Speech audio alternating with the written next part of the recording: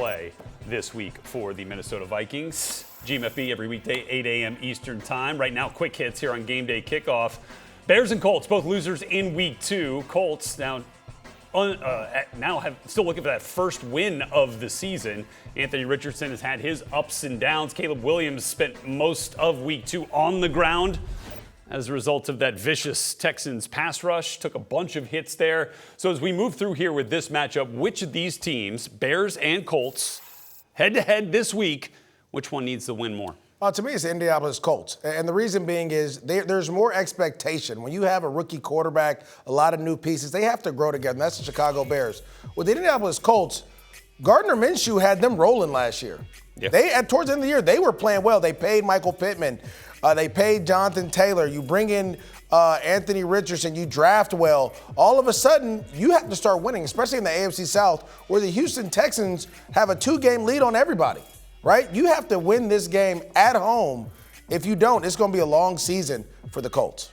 All right, let's move forward on the quick hitters. Another two teams who lost in Week 2. Baltimore Ravens and Dallas Cowboys getting after it against each other here this week in Week 3. For the Ravens, yeah, I get it. You go on the road against the champs in Week 1, you lose a close game. But then you come home and lose to the Raiders. Up 10 in the fourth. Exactly, and lose that lead. Very surprising to see that team 0-2, whereas the Cowboys got a bit of a Jekyll and Hyde so far this season. Which one of these two teams needs to win? To me, this is one of the tougher ones because the Cowboys need to bounce back and they need to play well, right? They need to figure out a way to get going, but you've already won a game. You went to Cleveland and won, so you already have that win. You have to try to get your first win. So to me, it's the Baltimore Ravens. The hardest win to get is your first one. Once you get the first one, then it's like the monkey's off your back. We can go out and play free. Right now, if you listen to what they're saying, a lot of guys are pressing. A lot of guys are doing certain things. We had a lot of communication in practice, why it was one of our best practices. No, it shouldn't be like that in Week 3, right? You should be kind of settling in, getting ready to roll. Again, these new pieces with Derrick Henry, figuring out how to get him going, getting this offensive line situated. That's what's hurting them right now. They got to get a win to kind of get everything back going the way they wanted to go. Yeah, it just seems like that team is built to preserve leads right in the fourth quarter and just wasn't able to do it. And look, credit to the Raiders for getting it done with Gardner Minshew and Brock Bowers getting after it in that fourth quarter, especially for Antonio Pierce. All right, another quick hitter for you.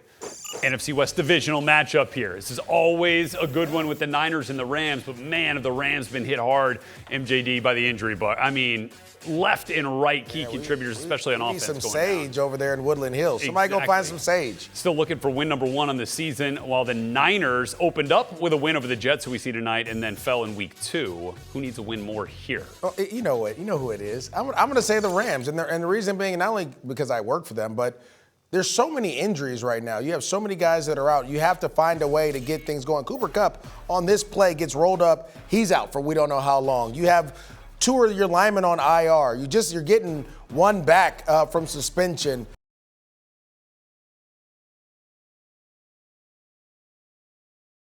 On a chance to get a win against the Niners, a division foe, a division rival, would be a huge morale booster for the Rams. They're going to go out there and compete and do the best they can, but both teams are coming in banged up. The Rams are just probably have the most injuries I've ever seen in a 2-week span. Unbelievable. Yeah, how much? Unreal. I mean, you talked about the offensive line. Then to be down, Puka and Cooper Kupp. Again, we're going to see a lot of DeMarcus Robinson, Tyler Johnson. Tutu Atwell. Jordan Whittington. Jordan Whittington, the rookie. See if he can come Maybe on even and give. 2 tight ends. You may see 2 tight ends. Okay, all right, yeah, let's do it. Get that run game rolling. I'm just trying to throw something out there for you. Speaking of